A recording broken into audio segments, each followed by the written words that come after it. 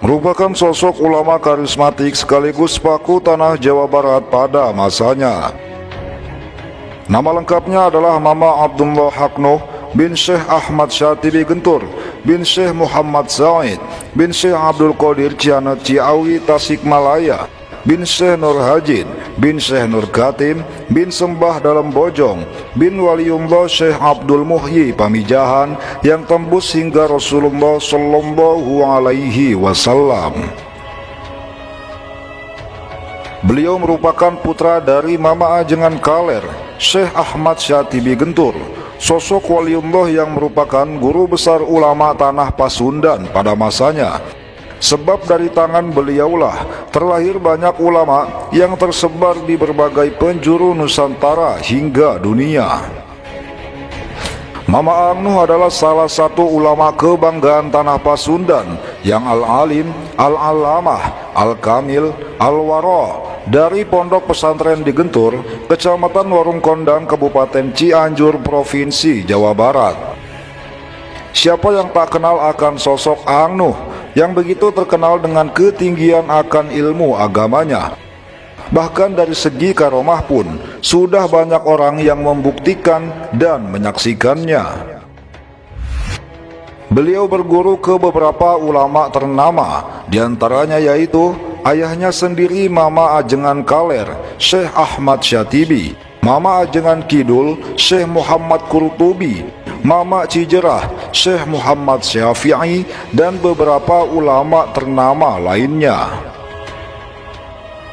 Adapun teman seperjuangan ketika Angnuh mondok di pesantren Cijerah, diantaranya Mama Sindang Sari, Mama Badaraksa, Mama Gelar, Mama Obai Karawang, Insinyur Soekarno, dan beberapa tokoh lainnya.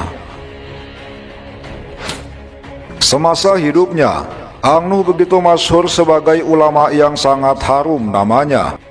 Bahkan setelah kewafatannya pun, banyak dari kalangan masyarakat, pejabat, hingga ulama yang silih berganti menziarahi makamnya.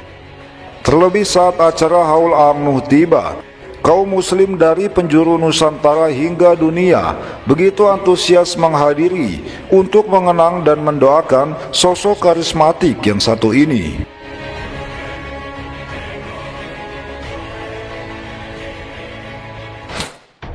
Selain menjadi kebanggaan tanah Jawa Barat, Angnuh juga menjadi kebanggaan tersendiri bagi bangsa Indonesia. Sebab terkenal sebagai ulama berilmu agama tinggi, sekaligus kiai dengan beribu karomahnya. Itulah sebabnya tak heran jika semasa hidupnya beliau dijuluki sebagai jawara se-Indonesia. Berikut beberapa karomah Mama Angnuh Gentur Cianjur dari berbagai sumber yang berhasil dihimpun oleh jejak para wali. Di waktu beliau ziarah ke makam Al-Imam Al-Habib Husain bin Abu Bakar Al-Aidrus di luar Batang, Jakarta, beliau langsung bertemu secara jaga yakollah dengan Al-Imam Al-Habib Husain bin Abu Bakar Al-Aidrus dan disambut baik sambil keluar dari dalam kuburnya. Kemudian ditalkin dan dibaiat langsung oleh Al-Imam Al-Habib Husain bin Abu Bakar Al-Aidrus, pemilik makam keramat luar Batang. Masya Allah, itu semua adalah kekuasaan Allah Subhanahu wa Ta'ala. Angnuh pernah memanjat naik ke atas Monas sambil ditembaki, namun tidak mempan. Lalu tiba-tiba beliau berada di rumahnya.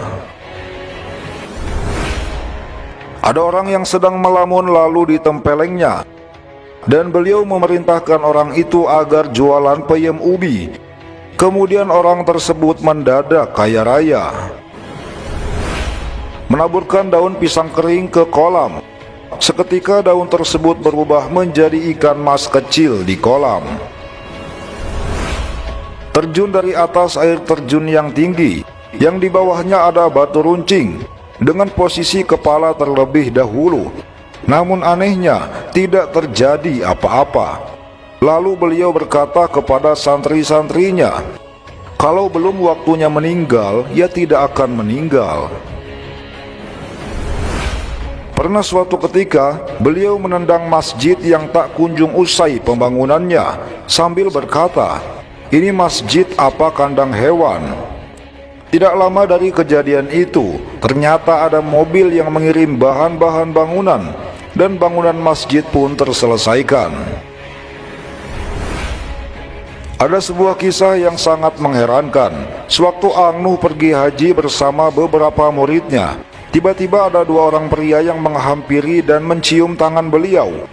Bingunglah murid-muridnya, sebab kedua pria itu asing bagi mereka dan baru pertama kali melihatnya.